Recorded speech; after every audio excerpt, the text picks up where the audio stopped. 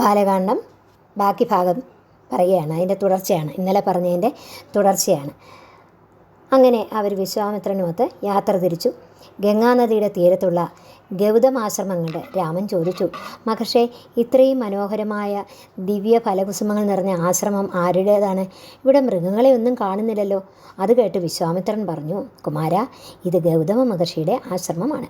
അദ്ദേഹം പത്നിയായ അഹല്യമൊത്ത് ഇവിടെ വസിക്കുന്നു.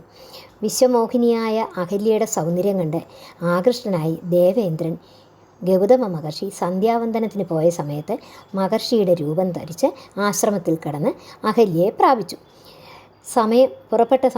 അഹല്യയെ പ്രാപിച്ച് പുറപ്പെട്ട സമയത്ത് ഗൗതമ മഹർഷി ഉദയമായില്ല എന്ന് കണ്ട് മടങ്ങി വന്നപ്പോൾ, തൻ്റെ രൂപം കൊണ്ടു നിൽക്കുന്ന നീ ആരാണ്? നിൽക്കവിടെ. നീ എന്തിനാണ് എൻ്റെ രൂപത്തിൽ വന്നത്? സത്യമായി എല്ലാം പറഞ്ഞില്ലെങ്കിൽ നിന്നെ ഞാൻ ഭസ്മമാക്കും. അത് കേട്ട് ദേവേന്ദ്രൻ പറഞ്ഞു, ക്ഷമിക്കണം, എൻ്റെ അറിവില്ലായ്മ കൊണ്ട് ഇങ്ങനെ സംഭവിച്ചത് എന്ന് പറഞ്ഞ് മാപ്പ് ചോദിച്ചു. എങ്കിലും മഹർഷി പറഞ്ഞു, നിന്റെ ദുഷ്കർമ്മ ഫലം കൊണ്ട് സഹസ്രഭവനായി ഭവിക്കട്ടെ എന്ന് ശപിച്ചു. പിന്നീട് പാർവതീദേവിയുടെ അനുഗ്രഹം കൊണ്ട് ആ ശാപത്തിന് മാറ്റം കിട്ടി. 1000 യോനികൾ എന്നത് 1000 കണ്ണുകളാകട്ടെ എന്ന് അനുഗ്രഹിച്ചു. പിന്നീട് പത്നിയായ അഹല്യയെയും അദ്ദേഹം ശപിക്കുന്നു. നിന്റെ ദുഷ്കൃതം തീരുവോളം നീ വളരെ പ്രയാസകരമായ മഹാവ്രതം അനുഷ്ഠിച്ച് വസിക്കുക. നീ ഒരു ശിലയായി തീരട്ടെ എന്നിട്ട് രാമവാദം സ്മരിച്ച് വെയിലും മഴയും തണുപ്പും എല്ലാം സഹിച്ച് ആഹാരാദികൾ ഭുജിക്കാതെ വസിക്കുക. ഒരു ജന്തുക്കളും ഉണ്ടാവില്ല. ഇങ്ങനെ പല സംവത്സരം കഴിയുമ്പോൾ രാമദേവൻ ഇതുവഴി വരും. അദ്ദേഹം നിന്റെ ശിലാരൂപത്തെ പാദം കൊണ്ട് സ്പർശിച്ചാൽ നിന്റെ ദുരിതം തീരും. പിന്നീട് നീ അദ്ദേഹത്തെ ഭക്തിയോടെ സ്തുതിച്ച് പ്രാർത്ഥിച്ച് പ്രദക്ഷിണം വെച്ച് നമസ്കാരം ചെയ്യുമ്പോൾ നിനക്ക് ശാപമോക്ഷം ലഭിക്കും. അത് കഴിഞ്ഞ് നിനക്ക് എൻ്റെ അടുത്ത് വന്നു ചേരാം. അന്ന് മുതൽ അഹല്യ നിൻ്റെ പാദസ്പർശം കാത്തിരിക്കുകയാണ്. അതുകൊണ്ട് അവൾക്ക് ശാപമോക്ഷം നൽകൂ എന്ന് പറഞ്ഞു. അങ്ങനെ രാമപാദം സ്പർശനം കൊണ്ട് ശാപമോക്ഷം ലഭിച്ച അഹല്യ ഭർത്താവായ ഗൗതമൻ്റെ അടുത്തെത്തി. രാമായണത്തിലെ ആദ്യത്തെ സ്തുതി ഇവിടെയാണ് തുടങ്ങുന്നത്. ഈ സ്തുതി ഭക്തിയോടെ ജപിക്കുന്നവർക്ക് മോക്ഷം ലഭിക്കും എന്നും പറയുന്നു. പിന്നീട് മഹർഷി പറഞ്ഞു, ഒട്ടും താമസിക്കേണ്ട, ഉടൻ തന്നെ നമുക്ക് മിഥിലയിലേക്ക് പോകാം. യാഗവും മഹാരാജാവിൻ്റെ ശാപവും കണ്ട് പിന്നെ നമുക്ക് വേഗത്തിൽ അയോധ്യയിലേക്ക് പോകാം. അങ്ങനെ ഗംഗയും കടന്ന് അവർ മിഥിലയിലെത്തി. വിശ്വാമിത്രൻ എത്തിയ വിവരം അറിഞ്ഞ് മനസ്സ് നിറയെ സന്തോഷത്തോടെയും സംഭ്രമത്തോടെയും വന്ന് യഥായോഗ്യം പൂജിച്ച് ജനകൻ മഹർഷിയെ സ്വീകരിച്ചു. മഹർഷിയോട് ചോദിച്ചു. ജനകൻ ചോദിക്കുന്നു, സൂര്യചന്ദ്രന്മാരെ പോലെ ശോഭിക്കുന്ന ഇവരാരാണ് മഹർഷിയെ? അതോ നരനാരായണന്മാരോ? പറഞ്ഞാലും.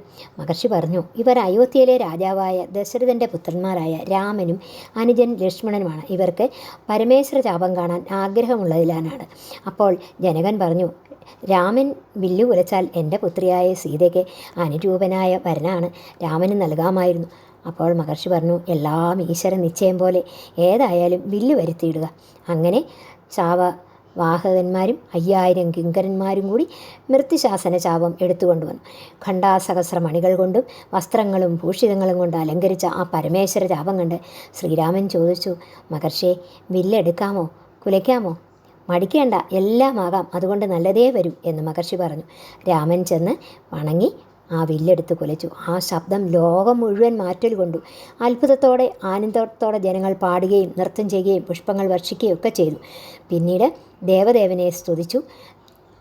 അപ്സര സ്ത്രീകളും രക്ഷകിന്നര ഗന്ധർവന്മാരും ഭഗവാന്റെ വിവാഹോഷം കണ്ട് ആശ്ചര്യപ്പെട്ട് നിന്നുപോയി.